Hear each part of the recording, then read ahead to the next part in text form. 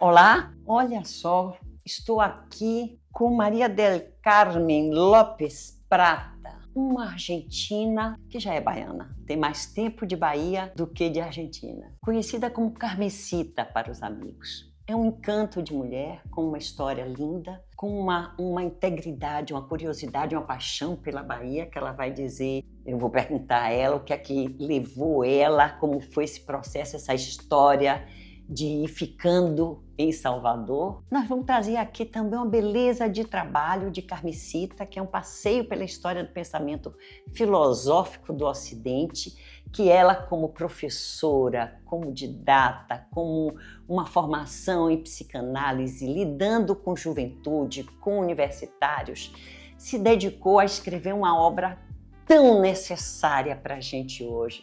Eu, como professora, também brinco com os alunos, dizendo assim, quando eu peço a ele, professora, mas o que é que a senhora quer mesmo que a gente responda? Eu digo, eu quero você. Aí eles fazem assim, pensar, nem pensar. Carmesita, ela traz essa joia, esse trabalho dedicado de professora responsável sobre o pensamento, a história do pensamento filosófico no Ocidente. Então, tão necessário hoje, com tantas crises que a gente vive. Carmesita, muito obrigada, estou muito honrada e feliz de ter você aqui. E aí, Carmesita? Pois é. Conte pra gente como foi que esta mulher veio para Salvador, foi ficando. Que percurso foi esse? Como é que foi o caminho para chegar aqui? Eu morava no Rio de Janeiro, passei 1 ano e meio para fazer um mestrado na Cândido Mendes, que ao final não foi realizado. Então, uma amiga que conhecia na seleção da Cândido Mendes espanhola veio para a Bahia e aí ela me convidou. Em 1970, início de 1970, mediados. E ela começou a trabalhar na Tibraz. E tinha um apartamento que ela... A Tibraz é uma das primeiras grandes empresas da petroquímica. Sim, eu não conhecia, nunca escutei falar. Mas ela começou a trabalhar lá. E me convidou a vir a Salvador. E no Rio, eu encantada quando ela veio a morar em Salvador, porque eu queria conhecer Salvador. Os Novos Baianos, a Tropicália, Gilberto Gil, Gal, Betânia, Caetano. Eu queria conhecer essa terra do tropicalismo. Cheguei de ônibus, eu me lembro, 24 horas viajando de ônibus. Sim. Eu tinha meus 30 e poucos anos. Quando cheguei, me encantei com Salvador dos anos 70. E a gente saía, ia ao cinema, ia para escutar algum barzinho e música e voltávamos andando pela Avenida 7, 1h tranquilamente. Vai fazer isso agora. Então eu estava encantada. Encantadíssima com Salvador. Passeava pelas praias. Um dia ela voltou da Tibraz e eu tinha acabado de sair com outra amiga dela, Judite, que já faleceu, que tinha carro, e ela, um amor de pessoa, vinha, me pegava e me levava a passear pelas praias. Enquanto minha amiga espanhola estava trabalhando lá na Tibraz. Aí, um dia ela chega e me disse, prepare seu currículo, que estão implantando a biblioteca na Tibraz e eu vou levar seu currículo, que você já trabalhou em bibliotecas lá na Argentina. Eu vim para aqui porque quando eu estava para terminar meu curso de licenciado em Ciências Políticas e Diplomática, meu pai e minha mãe me deram um presente de um intercâmbio com Itália. E eu fui com um grupo de argentinos para a Itália, mas depois fomos para Paris, fomos passeando várias cidades da Itália, porque o intercâmbio era famílias em Nápoles e em Florença que eu fiquei. E aí eu fiquei em Paris. Eu me encantei com Paris naquela época. Eu até me lembro que minha mãe disse, seu pai não vai lhe dar mais dinheiro, é para você voltar. E eu consegui trabalho e fiquei trabalhando de babá. Em um apartamento em Paris, em um apartamento atrás da Madeleine, da igreja da Madeleine, com Madame Lenoir, um amor de pessoa. Eu fiquei trabalhando com ela. Quanto tempo você ficou em Paris? 5 meses. 5 meses. E aí conheci Saint-Tropez, que ela tinha uma casa em Saint-Tropez. Foi fantástico. E nesse Paris eu fiz amizade com Wanda Lacerda, uma carioca maravilhosa, que ela voltou antes para o Rio. Então, quando eu passei com Eugênio C., da linha C, que eu voltei de navio. O navio. Eu fui e voltei de navio. Fui no Enrico C. e voltei no Eugênio C. Sim. E ela me estava esperando no Porto do Rio, com o irmão dela e a irmã. E me fez uma feijoada maravilhosa. Eu fiquei enlouquecida com o Rio, porque olha que eu conheci muitas cidades na Europa. Mas o Rio de O Janeiro... Rio de Janeiro é a cidade 70. mais bela, naturalmente mais bela. Sinceramente, aí fiquei encantada. Então ela ficou, olha, eu vou procurar ver se você consegue fazer um mestrado aqui. Digo, averigua. Aí ela averiguou e me mandou dizendo que ia ter um mestrado na Cândido Mendes. Sim. E aí eu vim. Aí meus pais aceitaram, me deram dinheiro para fazer o mestrado, eles aceitaram. E aí eu voltei. Meu pai era arquiteto, então ele gostava que eu fizesse meu mestrado. Mas eu fiquei no Maitá 109, onde elas moravam. Fiquei morando lá, em Botafogo, um lugar maravilhoso. No bairro de Humaitá. Sim, no Maitá. Mas o mestrado da Cândido Mendes se adiou. E aí, então, digo, bom, eu vou voltar para Rosário, minha terra. Eu morei em Buenos Aires muitos anos com meu pai, que trabalhava em Buenos Aires, mas minha terra é Rosário. Sempre morei em Rosário. Então, também Maria Luísa, essa espanhola, sim, que depois veio para... Também ela não fez o mestrado na Cândido Mendes e nós conhecemos aí. Isso. Então, pronto. Um dia ela vem da Tibraz e leva meu currículo. Aí, ao outro dia, vou com ela para Tibraz. E esse senhor, que eu não sei o nome dele e pelo qual eu estou aqui, me disse, olha, a senhora não é bibliotecária formada, não pode trabalhar aqui na biblioteca, porque eu preciso de uma bibliotecária formada. Mas eu vou lhe dar, tirou o cartão dele, e a senhora vai procurar a Secretaria de Planejamento. Mostre meu cartão, que acho que a senhora pode ser muito bem aproveitada, porque por seu currículo, a senhora trabalhou no Museu Didático, a senhora é professora, a senhora trabalhou em planejamento educacional. Eu acho que vai ser muito bem aproveitada. Eu voltei. Quando chegou Maria Luísa, minha amiga da Tibraz, como foi? Digo, Maria Luísa, ele se lavou as mãos e me deu o cartãozinho para eu, muito gentilmente, procurar o secretário de planejamento. Mas o secretário de planejamento não me conhece, não sabe quem sou, nem vai me receber, eu não vou aí.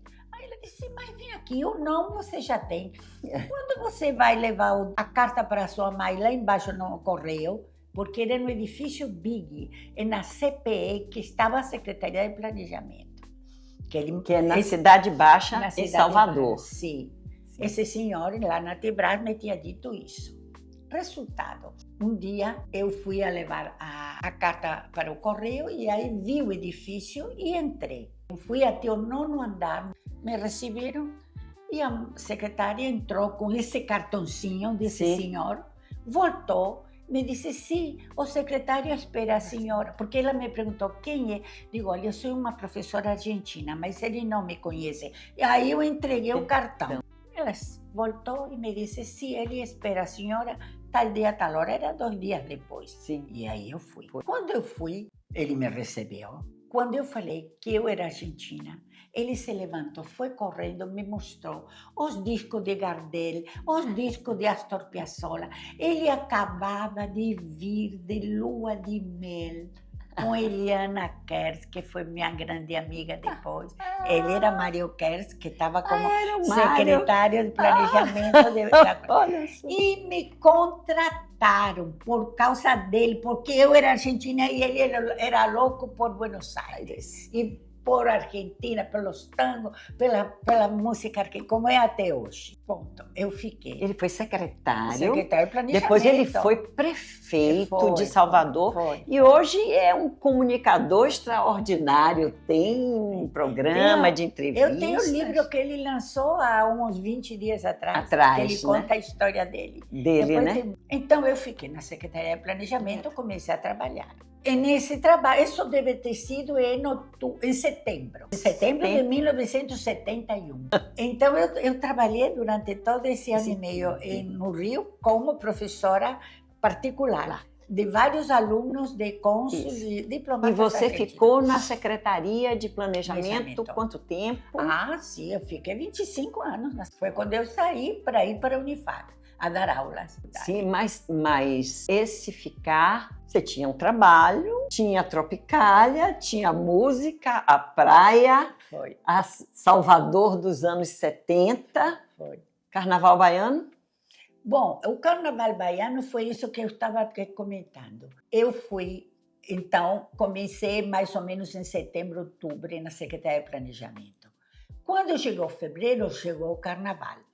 Aí, meus colegas da Secretaria de Planejamento me convidaram, que eu nunca tinha ido ao Carnaval, em canto nenhum, porque na Argentina não existe Carnaval. Sim. Só existe você se molhar, te molham. Sim.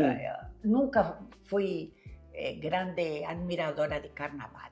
Aí, meus colegas me levaram para o Carnaval na Praça Castro Alves. Eu estava sentada com duas amigas minhas de Rosário que vieram para conhecer Carnaval, Salvador e justamente na época de Carnaval estavam no meu apartamento. Aí apareceram vários homens que eram amigos dos colegas meus da CEPLANTEC, tanto das mulheres como dos homens. E entre esses amigos que apareceram, apareceu um que gostei, e ele gostou de mim, começamos a namorar. Muito bem, depois de um tempo que eu estava namorando com ele, uns 2 meses, ele me disse que ia viajar, que depois me avisaria. Nunca mais eu vi. Passaram uns meses, toca a campainha do meu apartamento, que era de madeira, que tinha uma janelinha. Aí eu abri a janelinha e um senhor me mostra a carteira de identidade dele e me disse: olha, eu sou o pai de Prata, de José Carlos Prata. Eu, sim. Eu abri a porta, disse: olha, eu estou lhe dizendo que meu filho está preso. Está preso em Recife. Ele é preso político. Ele participa da política contra o regime da ditadura militar, e então ele não queria incomodar, não queria dizer para a senhora para não incomodá-la, não envolvê-la nem nada, mas me pediu para que eu lhe avisasse que ele não abandonou a senhora, que ele gosta muito da senhora, mas que a senhora se sinta também livre, porque ele não sabe até quando estará preso. Eu achei isso tão digno, que aí é que eu me envolvi. E aí eu comecei a procurar amigos deles que me orientassem de alguma advogada. Sim. Aí eu me lembro que eu fui atrás de uma senhora que já faleceu, chamada Ronilda Noblar. Ela foi advogada dele. E fui 2 vezes a visitá-lo. Me lembro que uma das vezes que lá em Recife, em Itamaracá, que era a prisão de presos políticos lá. Bom, aí eu fiquei unida com Prata. E quando ele saiu, depois de 2 anos, a gente se casou. Ele terminou a faculdade, se casou, mas em lugar de começar a trabalhar como economista, começou a trabalhar como jornalista. Na área de economia, mas depois passou para a área política. E trabalhou durante muitos anos, durante toda a sua vida, embora morreu muito jovem, com 38 anos. 38 anos, Prata tinha? 38, na fila do Banco Econômico da Graça. Ele faleceu, teve uma embolia pulmonar e cerebral e morreu na hora. Eu conheci Prata porque, como professora também, em 78, 79, nas greves de professores aqui em Salvador, eu participava do grupo de mobilização, escrevia matérias para botar no jornal. E eu lembro que eu conheci Prata nessas idas nos jornais para poder. Ele trabalhou, acho Ele que trabalhou na Tribuna, Bruna, no Jornal da Bahia, trabalhou na Folha, trabalhou no Jornal do Brasil. Forte. Ele trabalhou muitos anos na Assembleia Legislativa, Thales assim, que ele tem uma placa com o nome dele no lugar onde os jornalistas da Assembleia Legislativa do Estado da Bahia entram e assistem ao plenário dos debates na Assembleia. Ele foi homenageado, né? Ele foi homenageado lá muitos anos atrás, quando ele faleceu. É o pai das três filhas. Paloma, Marina e Carolina. Paloma mora nos Estados Unidos, tem já 50 anos, mas está bem, graças a Deus. Marina tem 48, mora aqui. E Carolina tem 46, que vai fazer agora, em fevereiro, e também mora aqui.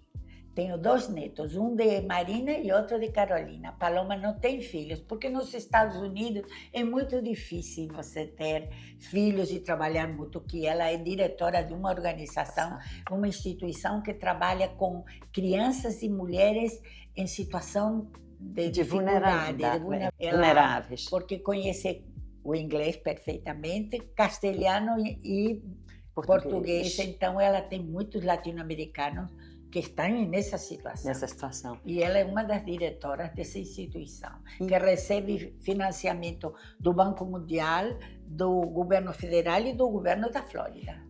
Pois é, eu ouvi nos anos 70 referência a você, provavelmente num grupo de amigos e de amigas ligada à psicanálise. É porque eu fiz formação em psicoanálise no Colégio de Psicoanálise da Bahia.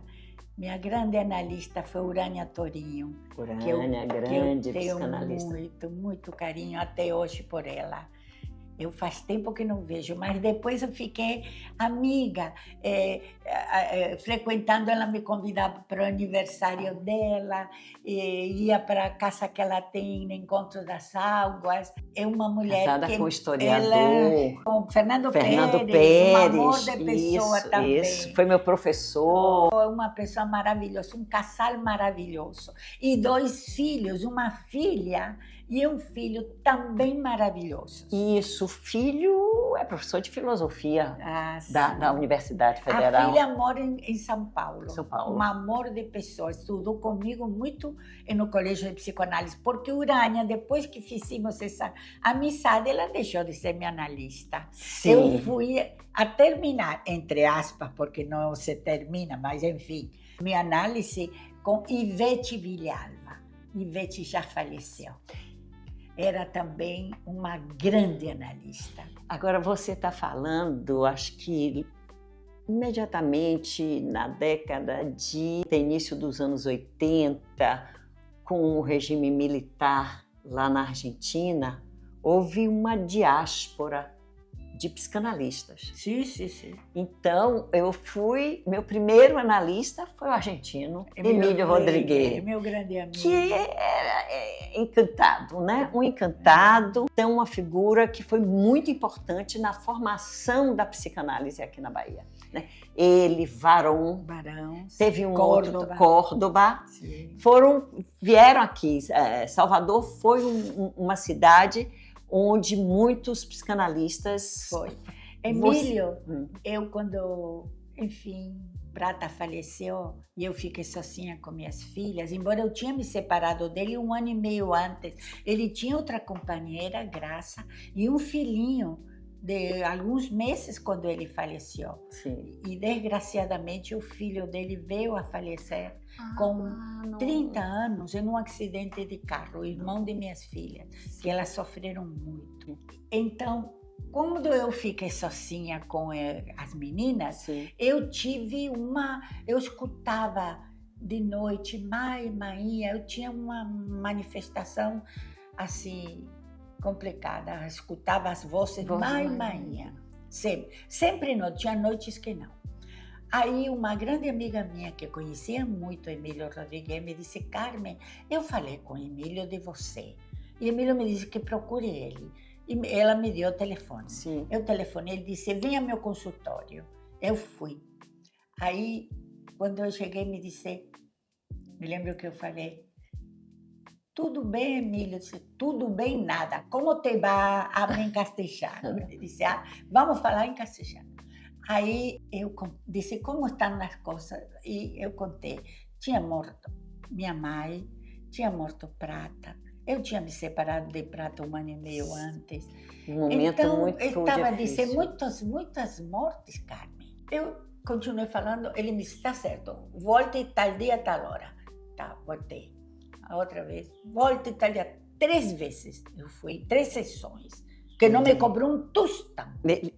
Um tostão. Quando eu Fez falei, o acolhimento. Quanto é, Emílio? Nada. Aí, ele um dia se levanta, me dá um abraço assim, Sim. para me acompanhar até a porta e dizer, mira, quantas histéricas quebram os braços, as pernas, se quebram a cabeça, e você me faz uma poesia. Mai, mainha, vai. Fez Vai, assim. né? Nunca Mas- mais escutei a voz.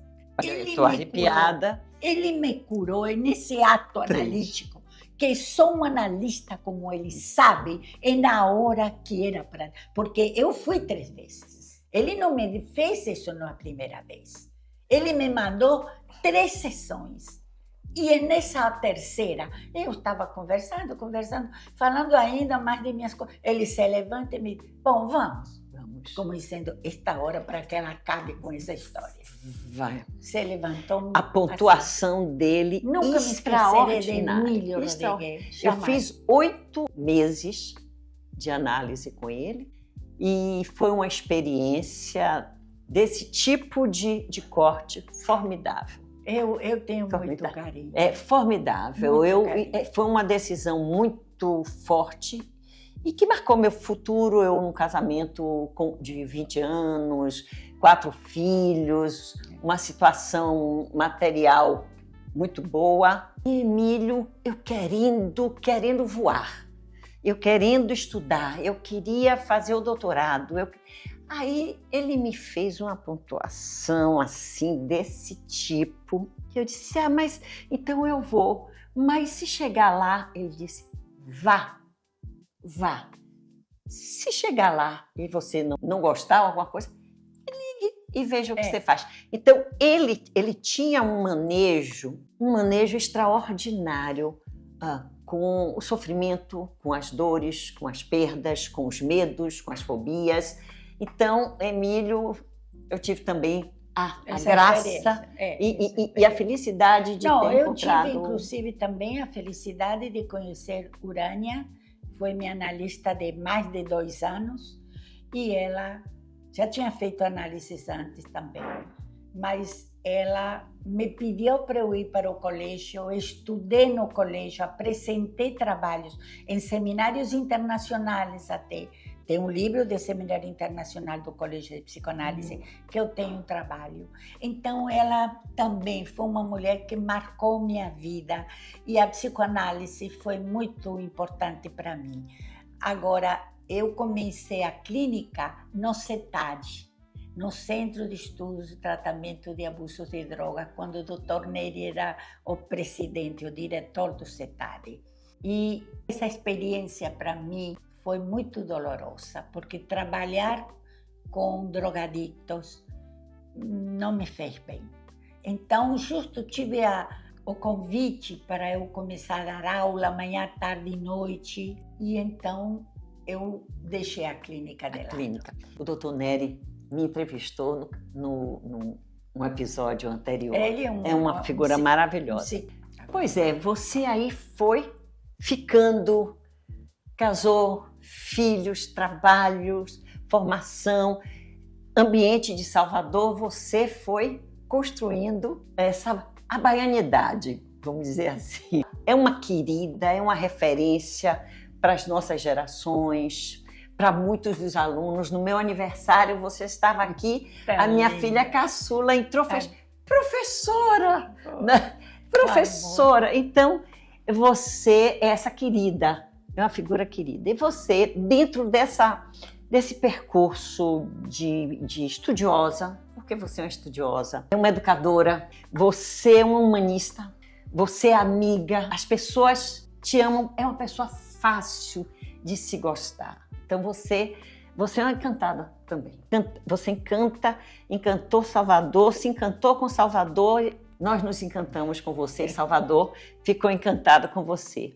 Você aí vai e faz, com a sua experiência de docência, decide, vendo que num período, num momento, uma juventude vem com dificuldades, que é exatamente quando uma nova visão de mundo, valores, como eu disse no início da apresentação, né? Quando se fala pensar, nem pensar, porque é uma visão mais pragmática, ou meio à deriva, uma lógica de conhecimento, de acúmulo de conhecimento, mas que não implica numa compreensão, em mergulhar, em entender as coisas mais fundas, abandono de leituras, telas passam a ocupar a prioridade na vida de uma juventude, e você senta e presenteia um livro que eu tenho uma formação acadêmica, como eu disse a você, a gente estava conversando. Você disse, não, mas é para jovens.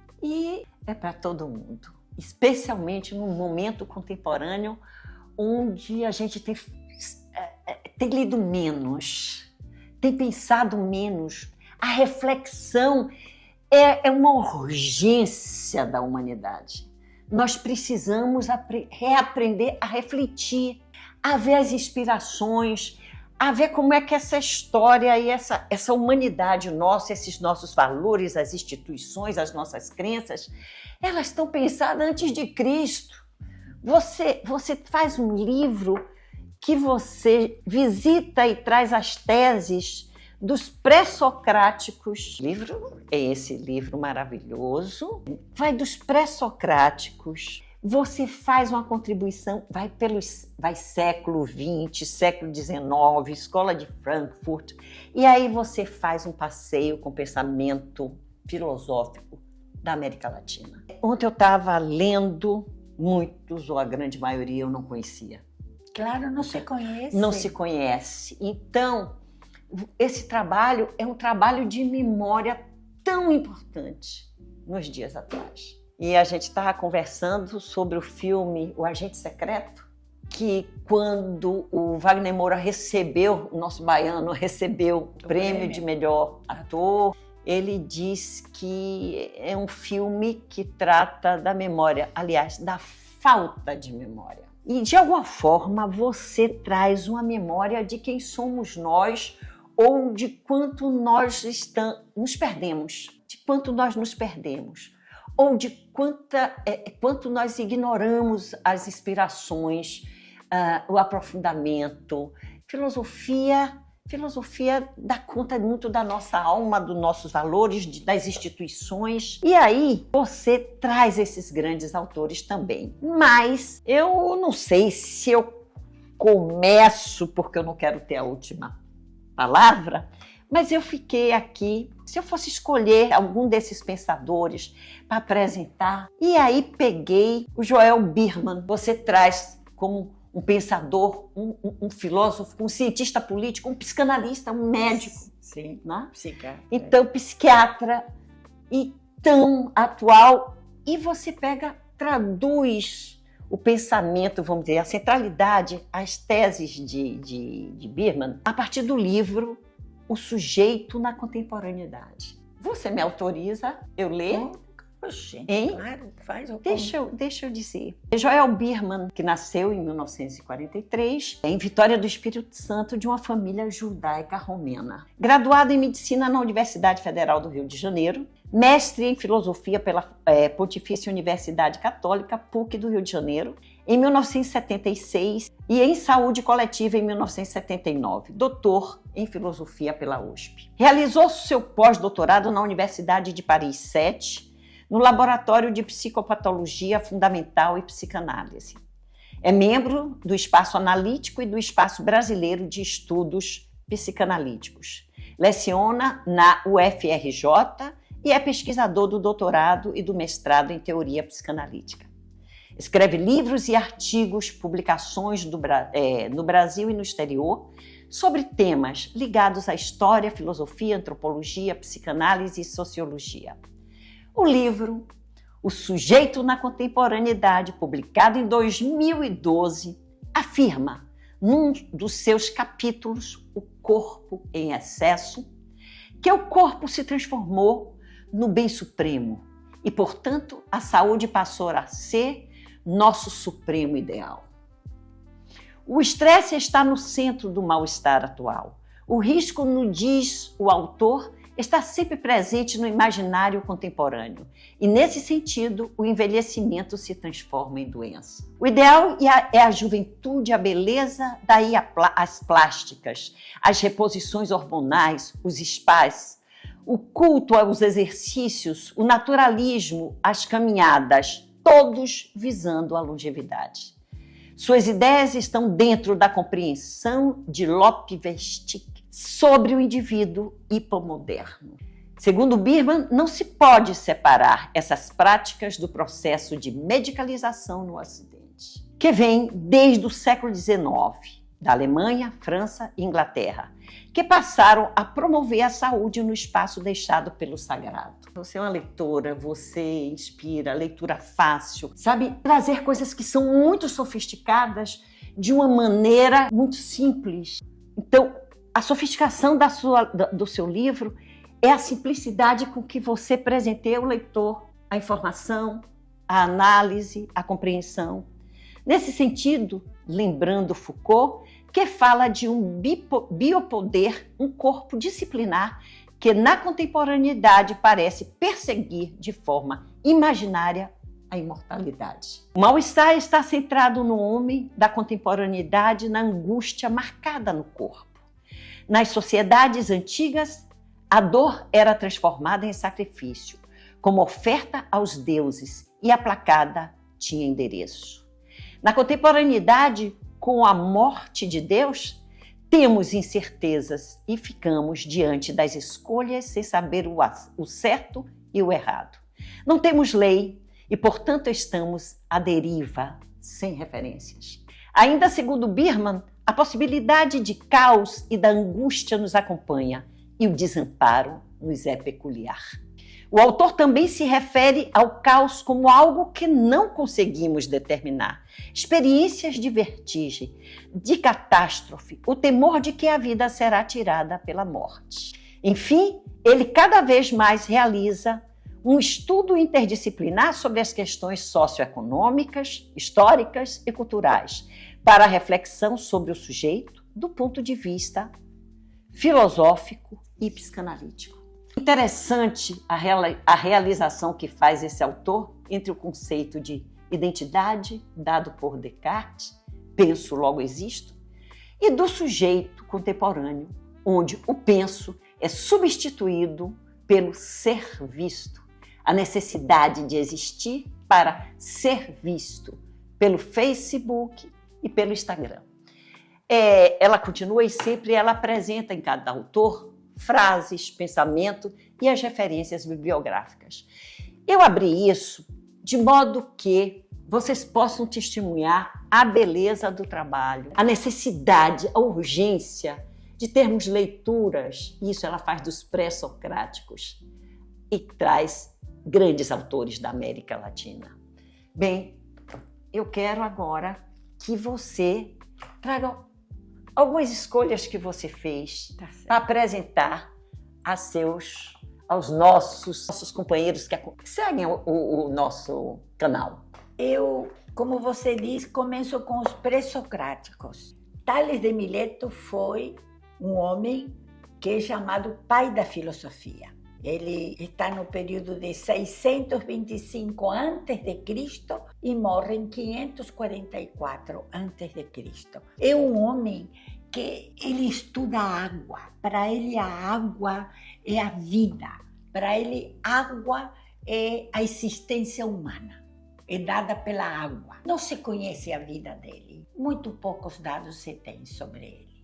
Só se sabe que foi o primeiro filósofo do Ocidente. Temos aqui, eu destaco Heráclitos e Parmênides, porque eu acho que são absolutamente atuais.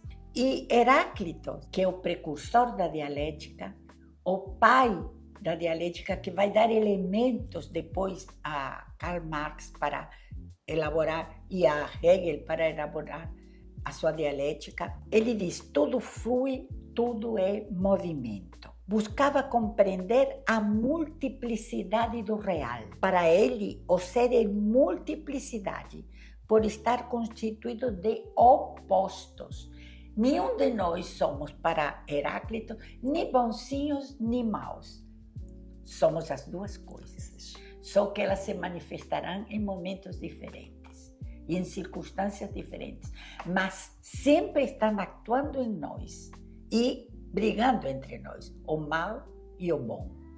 Esse Heráclito, ele dizia: sem a contradição, não teríamos a realidade. A realidade é produto da contradição. Ele era um homem muito fechado, muito sem relações, era muito solitário, mas foi um homem que marca o pensamento da humanidade até hoje. Parmênides, no mesmo período dele, 530 a.C., e morre em 460 depois de Cristo, ele dizia: o ser é imóvel. Para ele, o ser é único, imutável e infinito. Só o mundo inteligível e as ideias é o verdadeiro, porque não está submetido à contradição. Pensava que existe identidade entre o ser humano e o pensar. Eu sou o que penso, dizia Parmênides. E estas duas contradições entre o pensamento de Parmênides e o pensamento de Heráclito são as duas contradições que o mundo contemporâneo tem e que não resolvemos e talvez não vamos a resolver. Depois tem o período da Grécia Antiga, que todos nós, de alguma forma, conhecemos: Sócrates, Platão, Aristóteles. Não vou falar sobre eles, mas estão aqui com suas obras, seus pensamentos, tudo. Eu só vou falar um pouquinho de Epicuro, porque de Epicuro praticamente não se conhece nada. Ou se conhece como o homem do prazer. Não, o Epicuro é o pai da ética.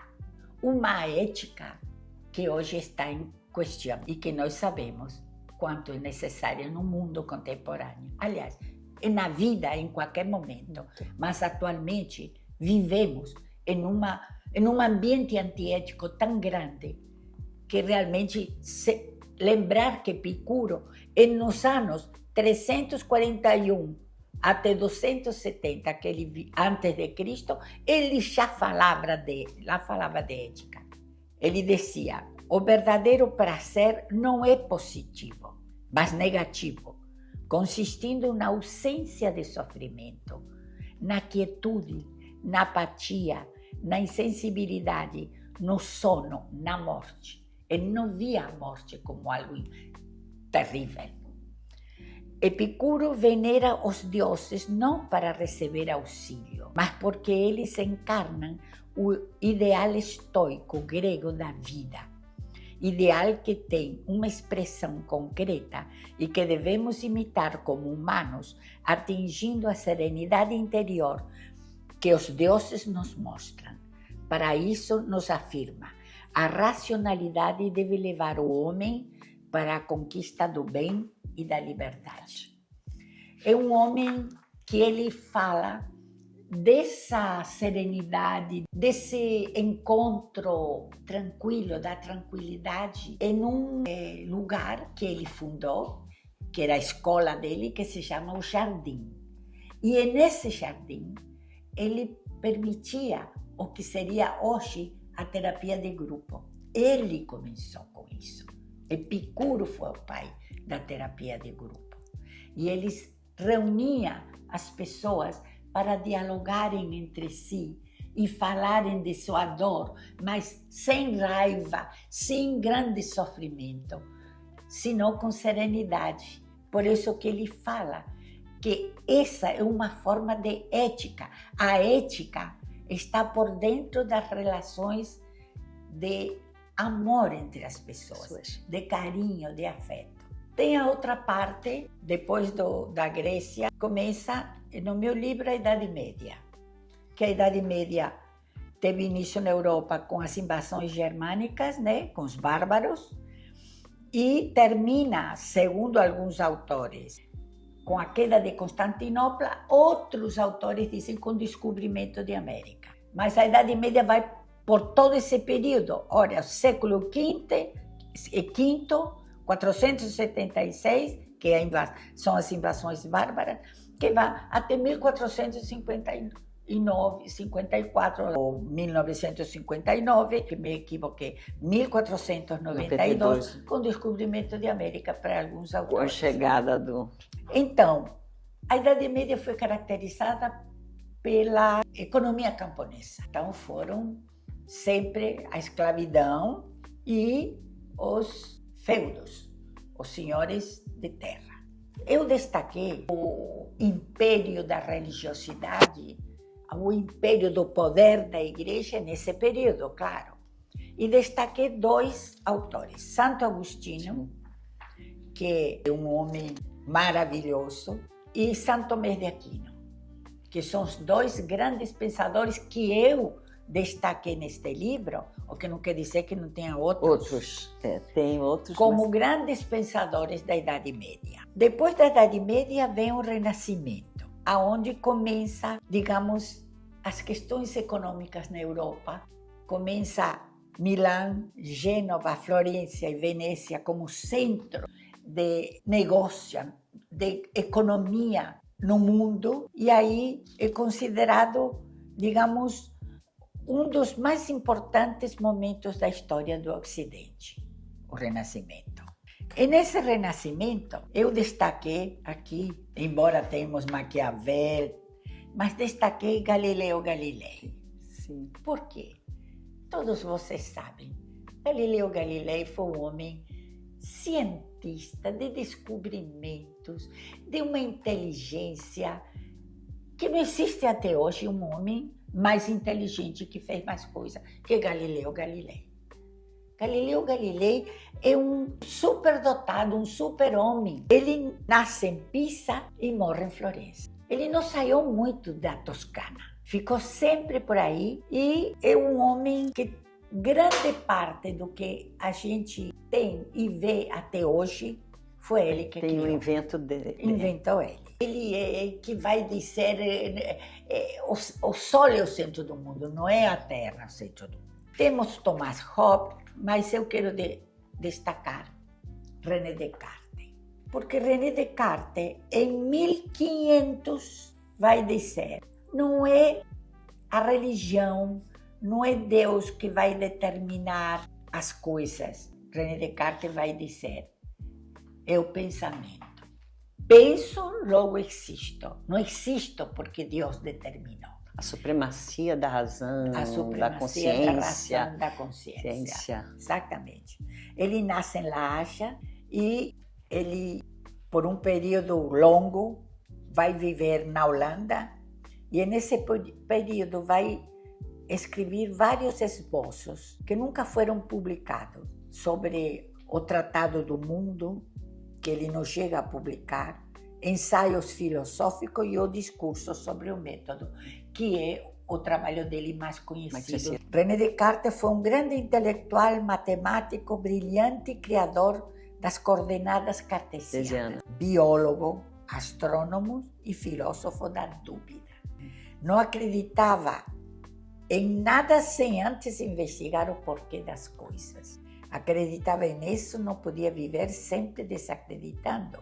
Criou, então, o método cartesiano para chegar à certeza. Esse método não aceita como verdade nada que possa apresentar a possibilidade da dúvida. Se tem a mínima dúvida, não é a verdade. Além do mais, para realizar esse processo, o sujeito deve existir. Penso, logo existo.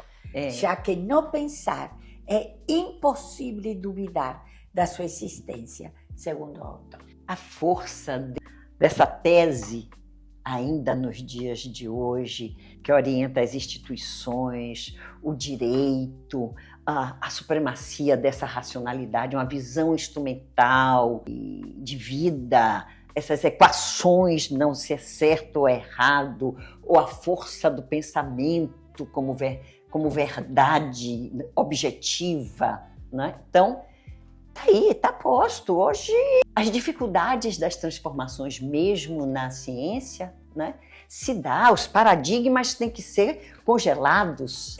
No livro eu passo pelo iluminismo, entro no século XIX, né, onde destaco, claro, Karl Marx, Émile Durkheim, Sigmund Freud, que vai contradizer a Descartes, vai dizer não é só a consciência e a razão que constituem o ser humano, existe um inconsciente que o ser humano não vê, não escuta e esconde não dele pensa. Mesmo. Não pensa, né? Existe onde não penso, que é a formulação para o inconsciente, né? Além de Freud, também no século XX eu falo de Carl Jung, de Hannah Arendt, e grandes intelectuais e filósofos do século XX. Richard Roth, Hannah Arendt. Escola de Frankfurt também destaco. E entro em 17 países latino-americanos, onde eu poderia destacar o autor guatemalteco, já de 1899, ele nasce e morre em 1970, Miguel Ángel Asturias, que ganha o Prêmio Nobel de Literatura em 1963, exatamente. Ele foi um grande jornalista, um diplomata e filósofo que ofereceu uma grande contribuição à literatura latino-americana, sobretudo porque ele se interessa muito pela cultura indígena, que atualmente estamos retomando. É absolutamente atual, Astúrias. Ele entra nas questões da natureza e das questões da cultura indigenista. E, em seus estudos, ele registrou toda a observação sobre o cotidiano da sua vida, que logo servirá para engrossar o relato da sua obra mais importante, pela qual ele ganha o Prêmio Nobel, que é El Senhor Presidente. Em última instância, ele gostaria de ler para vocês que ele desenvolve uma profunda preocupação pela cultura mágica, a cultura indígena da região de Centroamérica, né? Que são os maias. E começou com a tradução ao espanhol de grandes obras maias. Ficou em Paris durante 10 anos. Em 1933, regressa a Guatemala, onde funda um jornal e também a Universidade Popular. Revista e escreve os primeiros sonetos. E a partir de 1940, começa sua carreira diplomática. Mas teve dissidência, sai com o governo e volta. Quando ele teve dissidência com o governo da Guatemala, ele se exila na Argentina e no Chile. Na verdade, Astúrias passou os últimos anos de sua vida em Madrid, e ele morre em Madrid em 1974. Agora, a questão fundamental de Astúrias é a importância que ele levanta ao diálogo, ao juntar os antagonistas para um diálogo. A necessidade desse diálogo, que os antagonismos não vão para canto nenhum. E a questão indígena, que hoje, na atualidade, alguns países estão retomando a importância da questão indígena, como o Brasil está fazendo. Com cultura e povos que precisam... Na verdade, esse livro é apenas uma intenção, um passo para a investigação. Esse livro tem muito conhecimento como minha amiga está dizendo, tem, mas tem muito pouco. Tem muito mais que tem que ser acrescentado. Então, eu espero que seja o primeiro passo para que novas investigações sejam realizadas nessa questão da história do pensamento filosófico, tanto de América Latina como do mundo. Olha, muito obrigada. Obrigada a você. Você é encantadora, seu trabalho é muito sensível, é contemporâneo, é necessário, nós estamos precisando disso. E, como eu disse no início, especialmente no momento de grande crise, de grandes transformações, aqui tem muito quem somos nós. Quem somos nós, o que é que a gente quer levar para o futuro. Em um momento, em algum lugar eu escrevo, que eu não me lembro onde, mas acho que é nas partes iniciais, que eu falo de esses homens, que muitos deles estão em nós. Está em nós, esses homens. É que conforma essa visão de mundo, essa maneira de entender as coisas, abraçando como a gente faz assim. Mas eu sou assim. Eu sou assim, não. Eu fui forjada num processo de cultura, num processo histórico. Muito obrigada. Vocês têm aqui um trabalho lindo, sensível e que merece ser conhecido.